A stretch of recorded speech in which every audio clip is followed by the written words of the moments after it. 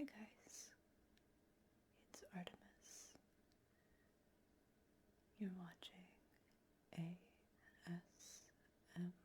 Artemis on YouTube.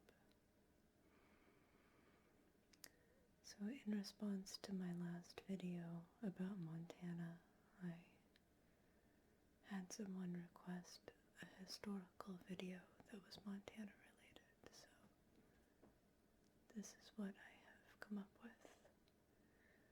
I have some facts about the Lewis and Clark expedition that I'm going to read for you today. Some of this information came from Wikipedia, so hopefully it's not completely inaccurate. And I think I got rid of most of the grammatical errors, but we'll see. So, hopefully no airplanes and stuff will go over this time since it's at night, and hopefully my cats will be quiet. We'll see. So what is an expedition? An expedition is a journey or voyage undertaken by a group of people with a particular purpose, especially that of exploration, scientific research, or war. The Lewis and Clark expedition was primarily an effort to establish trade and American sovereignty, and was secondarily a scientific endeavor to collect data about the new future Northwest states and about the people of the indigenous nations who inhabited them. Jefferson wanted to secure the territories as quickly as possible before the British would have a chance to do so, because they were working on it. The Lewis and Clark expedition was a roughly 30-person military expedition that took place from 1804 to 1806. Assigned by 3rd U.S. President Thomas Jefferson to explore the Louisiana Purchase territory and the newly acquired Pacific Northwest region of the United States. Meriwether Lewis and William Clark are best known for their expedition from the Mississippi River to the West Coast and back. The Louisiana Purchase spanned from Louisiana northwest into Montana. The group was also known as the Corps of Discovery. The expedition would go on to cross the continental divide of the Americas near the Lemhi Pass, which is split between the states of Idaho and Montana, eventually coming to the Columbia River and onto the Pacific Ocean in 1805. The return voyage began on March 23, 1806 at Fort Clatsop, Oregon, and ended on September 23rd of the same year. The expedition returned to St. Louis to report its findings to Jefferson with maps, sketches, and journals in hand. During the 19th century, references to Lewis and Clark scarcely appeared in history books, even during the United States centennial in 1876, and the expedition was largely forgotten. Lewis and Clark began to gain attention around the start of the 20th century. Both the 1904 Louisiana Purchase Exposition in St. Louis and the 1905 Lewis and Clark Centennial Exposition in Portland, Oregon showcased them as American pioneers. However, the story remained relatively unknown until mid-century as a celebration of U.S. conquest and personal adventures, but more recently the expedition has been more thoroughly researched. And as of 1984, no U.S. exploration party was more famous, and no American expedition leaders are more recognizable by name. Now we're going to talk about the Louisiana Purchase. In the year 1803, Thomas Jefferson was the President of the United States. The U.S. was only about 865,000 square miles, and it encompassed the East Coast, and the territory was about 3 times the size of modern-day Texas. As the population grew, so did the need for land, and this led to the Louisiana Purchase. On April 30th, 1803, Jefferson made a treaty with the French government to purchase 828,000 square miles of land west of the Mississippi River at a rate of 5 cents per acre for a total of $15 million. This purchase doubled the size of the United States.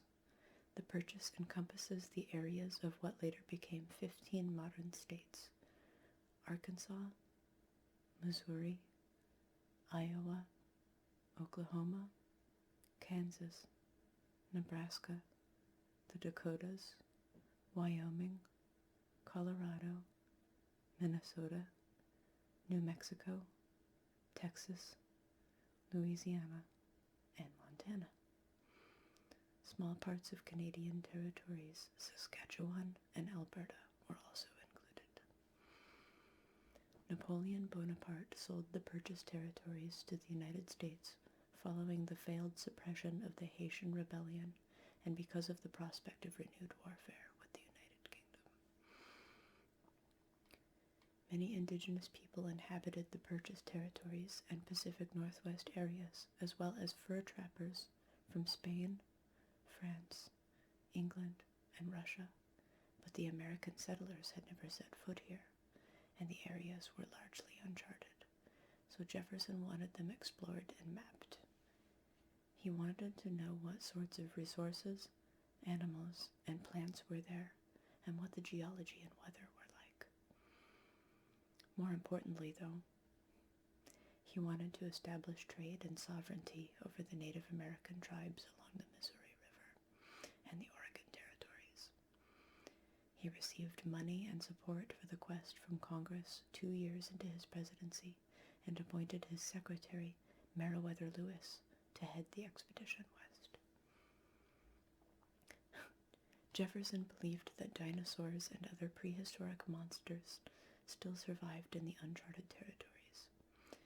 Before Lewis and Clark completed their expedition, Americans could only speculate on what lurked in the uncharted territories beyond the Rocky Mountains.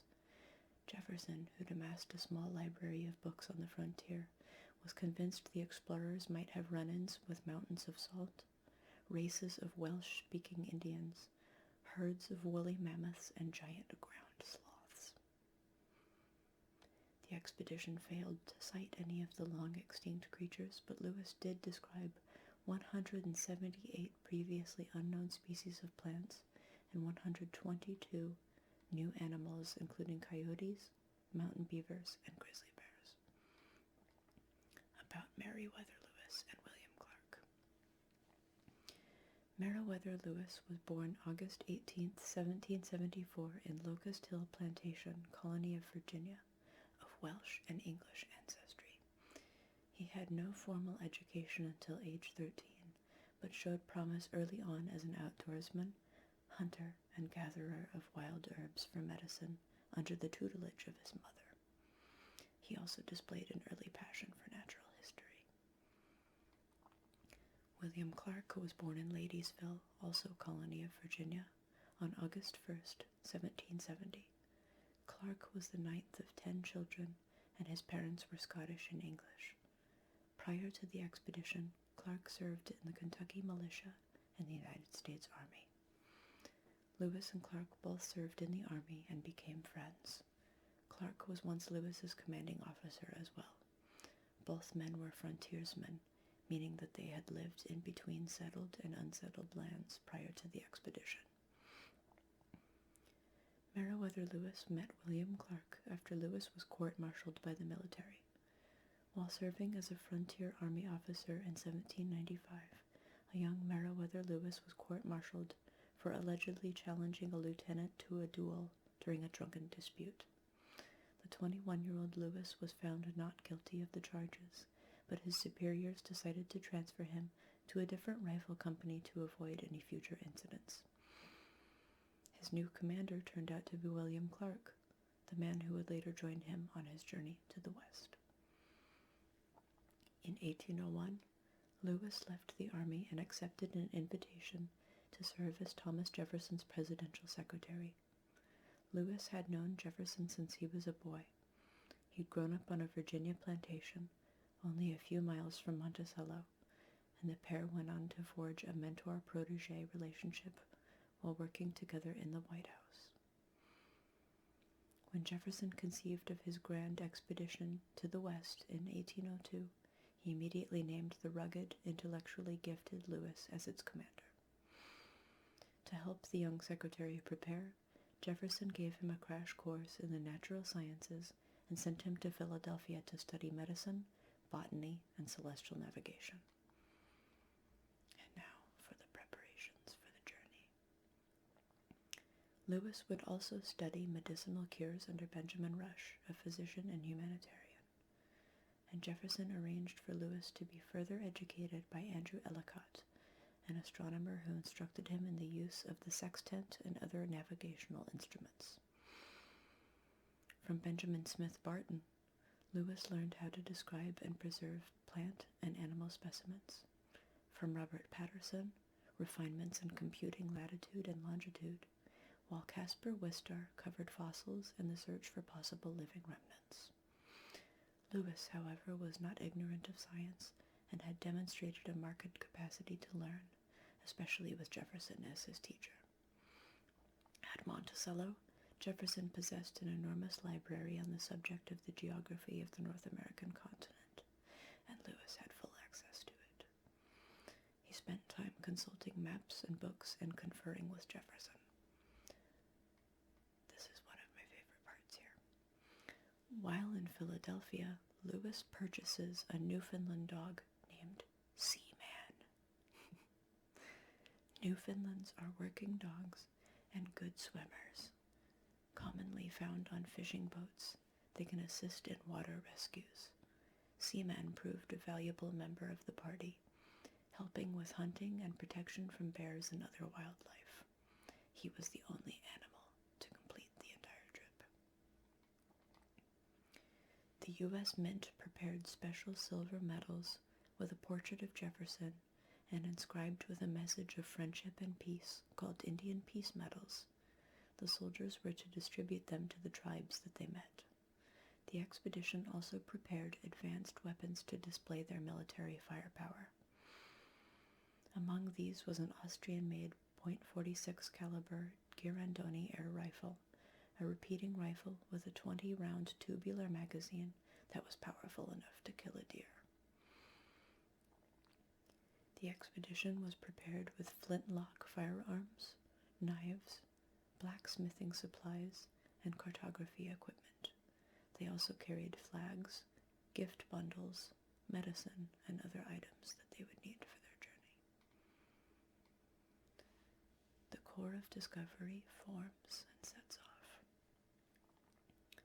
The Corps of Discovery originally departed from Camp Dubois in present-day Wood River, Illinois, at 4 p.m. on May 14, 1804. Under Clark's command, they traveled up the Missouri River in their keelboat and 2 canoes to St. Charles, Missouri, where Lewis joined them 6 days later. The expedition set out the next afternoon, May 21st. The 30-plus men in the expedition were chosen for their various uses for the journey. They were hunters, craftsmen, woodcutters, and had other necessary skills. Every member of the group had a responsibility and a role. The group also included Clark's slave, a black man named York. From St. Charles, the expedition followed the Missouri through what is now Kansas City, Missouri, and Omaha, Nebraska.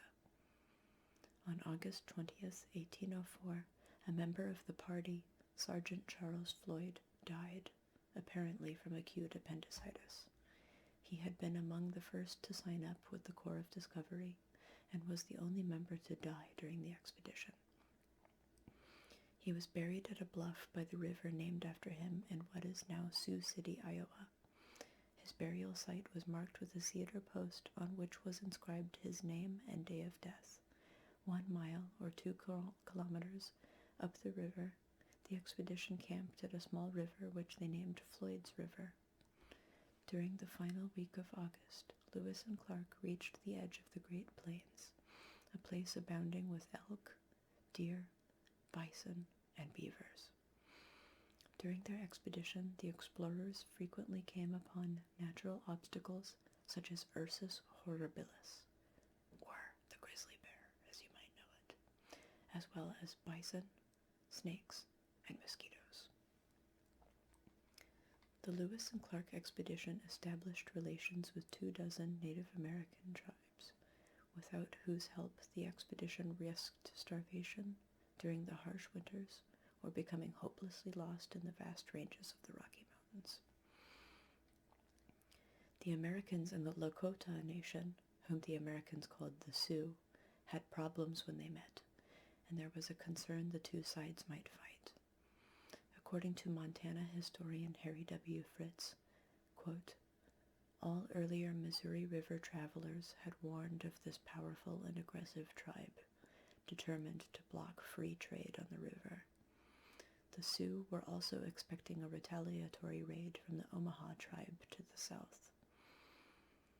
A recent Sioux raid had killed 75 Omaha men, burned 40 lodges, and taken 4 dozen prisoners. End quote.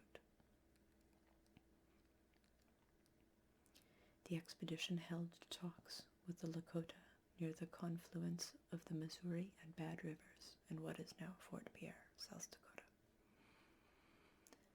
One of the expedition's horses disappeared, and they believed the Sioux to be responsible. Afterward, the two sides met and there was a disagreement, and the Sioux asked the men to stay or to give more gifts instead, before being allowed to pass through their territory. They came close to fighting several times, and both sides finally backed down, and the expedition continued on to Arikara territory. Clark wrote that they were warlike and were the vilest miscreants of the savage race. What a nice guy, huh? In the winter of 1804 to 05, the party built Fort Mandan near present-day Washburn, North Dakota. Just before departing on April 7th, 1805, the expedition sent the keelboat back to St. Louis with a sample of specimens, some never before seen east of the Mississippi. One chief asked Lewis and Clark to provide a boat for passage through their national territory. As tensions increased, Lewis and Clark prepared to fight, but the two sides fell back in the end. The Americans quickly continued westward upriver and camped for the winter in the Mandan Nation's territory. It was here, near present-day Bismarck, North Dakota, the expedition would later meet and add a 16-year-old Lemhi Shoshone Native American woman named Sacagawea and her French husband Toussaint Charbonneau to their ranks as interpreters. Sacagawea was a captive living amongst the Mandan and Hidatsa tribes. She was originally from the Idaho area and had been kidnapped from the Shoshone at age 11 by the Hidatsa during a raid. Sacagawea was pregnant for part of their journey with a son named John Baptiste, who would eventually become an explorer himself. John was born a few weeks into the journey, and labor was long and difficult for Sacagawea. She was given a potion infused with rattlesnake's rattle to aid in her labors. Interesting. While some sources say the expedition viewed her with dignity and respect, as they did with Clark's former slave, a black man named York, who was essentially now a free man during the journey, other accounts differ. Lewis often refers to Sacagawea in his journals as a squaw, which is a derogatory term for a Native American woman, and he referred to other natives as savages. But it cannot be denied that Sacagawea's presence greatly helped the expedition. She was a symbol of peace to other natives, as women never rode with war parties. She was also a skilled interpreter, navigator, and could identify edible and medicinal plants. While the expedition was underway, it was egalitarian, meaning everyone was of equal rank and right, because they were no longer within the social and legal confines of the United States. But sadly, this would not be the case once the expedition was over, and York the slave would be refused freeman status by Clark many times, even being whipped and jailed for insistently asking Clark for his freedom. That really makes me angry. I understand that those were the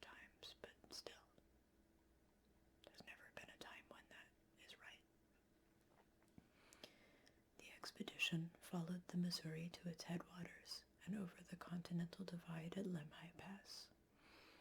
It was here that Sacagawea would be reunited briefly with her brother Kamehameha, who was by this time a Shoshone chief.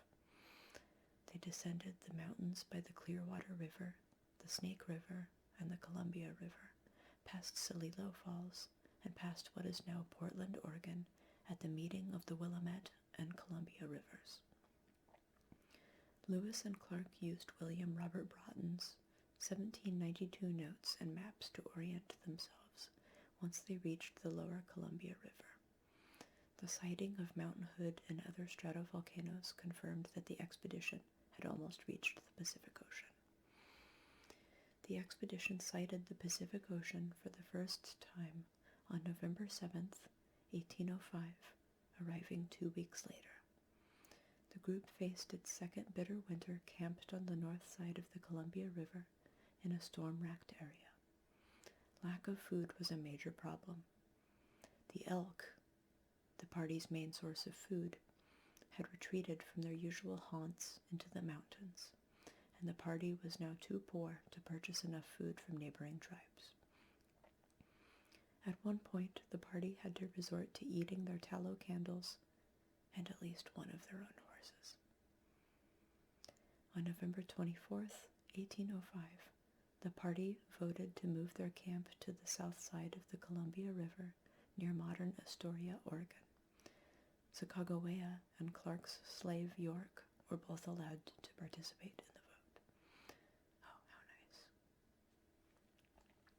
On the south side of the Columbia River, 2 miles or 3 kilometers upstream on the west side of the Nettle River, now Lewis and Clark River, they constructed Fort Clatsop. They did this not just for shelter and protection, but also to officially establish the American presence there, with the American flag flying over the fort. During the winter at Fort Clatsop, Lewis committed himself to writing. He filled many pages of his journals with valuable knowledge, mostly about botany, because of the abundant growth and forests that covered that part of the continent. The health of the men had also become a problem, with many suffering from colds and influenza. Knowing that maritime fur traders sometimes visited the lower Columbia River, Lewis and Clark repeatedly asked the local Chinooks about trading ships. They learned that Captain Samuel Hill, an American adventurer and sea merchant, had been there in early 1805. Captain Hill returned in November 1805 and anchored about 10 miles or 16 kilometers from Fort Clatsop. The Chinook told Hill about Lewis and Clark, but no direct contact was made. And now for some Spanish interference, because it was actually the Spanish who originally owned the Louisiana Purchase territories. In March 1804, before the expedition began in May, the Spanish in New Mexico, General James Wilkinson, that the Americans were encroaching on territory claimed by Spain. Let me repeat that. In March 1804, before the expedition began in May, the Spanish in New Mexico learned from General James Wilkinson that the Americans were encroaching on territory claimed by Spain. After the Lewis and Clark expedition set off in May, the Spanish sent 4 armed expeditions of 52 soldiers, mercenaries, and Native Americans on August 1st, 1804, from Santa Fe, New Mexico, northward under Pedro Vial and Jose Harvet, to intercept Lewis and Clark and imprison the entire expedition. They reached the Pawnee settlement on the Platte River in central Nebraska and learned that the expedition had been there many days before. The expedition was covering 70 to 80 miles, 110 to 130 kilometers a day, and Vial's attempt to intercept them was unsuccessful. Womp, womp, womp. And now for the return trip. Lewis was determined to remain at the fort until April 1st, but was still anxious to move out at the earliest opportunity. By March 22nd, the stormy weather had subsided, and the following morning, on March 23rd, 1806, the journey home began. The Corps began their journey homeward using canoes to ascend the Columbia River and later by trekking overland. Before leaving, Clark gave the Chinook a letter to give to the next ship captain to visit, which was the same Captain Hill who had been nearby during the winter. Hill took the letter and had it forwarded to Thomas Jefferson, who thus received it before Lewis and Clark returned. The crew made their way to Camp Chepunish in Idaho, along the north bank of the Clearwater River, where the members of the expedition collected 65 horses in preparation to cross the Bitterroot Mountains lying between modern-day Idaho and western Montana. However, the range was still covered in snow, which prevented the expedition from making the crossing. On April 11th, while the Corps was waiting for the snow to diminish, Lewis's dog, Seaman, was stolen by Native Americans, but was retrieved shortly. Worried that other such acts might follow, Lewis warned the chief of the offending tribe that any other wrongdoing or mischievous acts would result in instant death. Dun, dun, dun. On July 3rd, before crossing the Continental Divide, the Corps split into two teams so Lewis could explore the Marias River. Lewis's group of 4 met some men from the Blackfeet Nation. During the night, the Blackfeet tried to steal their weapons. In the struggle, the soldiers killed 2 Blackfeet men. Lewis, George Drouillard, and the Field brothers fled over 100 miles, or 160 kilometers, in a day before they camped again. Meanwhile, Clark had entered the Crow tribe's territory. In the night, half of Clark's horses disappeared, but not a single crow had been seen. Lewis and Clark stayed separated until they reached the confluence of the Yellowstone and Missouri rivers on August 11th. As the groups reunited, one of Clark's hunters, Pierre Cruzat, mistook Lewis for an elk and fired, injuring Lewis in the thigh. Once together, the Corps was able to return home quickly via the Missouri River. They reached St. Louis on September 23rd, 1806. That was the excuse that he used anyways, huh? Sorry, bro, I thought you were an elk. And now for the aftermath. 2 months passed after the expedition's end before Jefferson made his first public statement to Congress and others, giving a one-sentence summary about the success of the expedition before getting into the justification for the expenses involved. In the course of their journey, they acquired a knowledge of numerous tribes of Native Americans hitherto unknown. They informed themselves of the trade which may be carried on with them, the best channels and positions for it, and they are enabled to give with accuracy the geography of the line they pursued. Back east, the botanical and zoological discoveries drew the intense interest of the American Philosophical Society, who requested specimens, various artifacts traded with the Native Americans, and reports on plants and wildlife along with various seeds obtained. Jefferson used seeds from Missouri hominy corn, along with a number of other unidentified seeds, to plant at Monticello, which he cultivated and studied.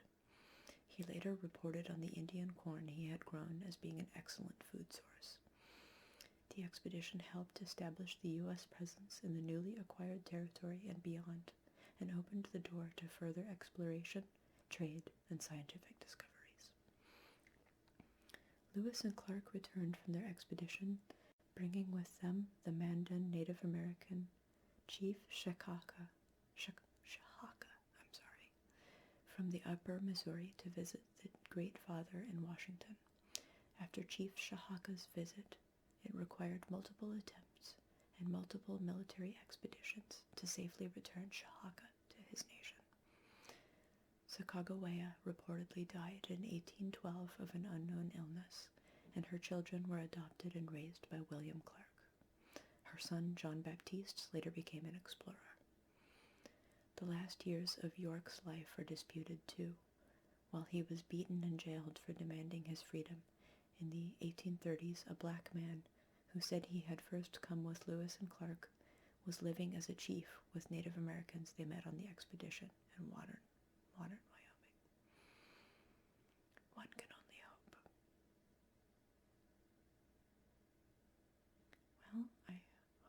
has been interesting for you and that you learned a thing or two. And forgive me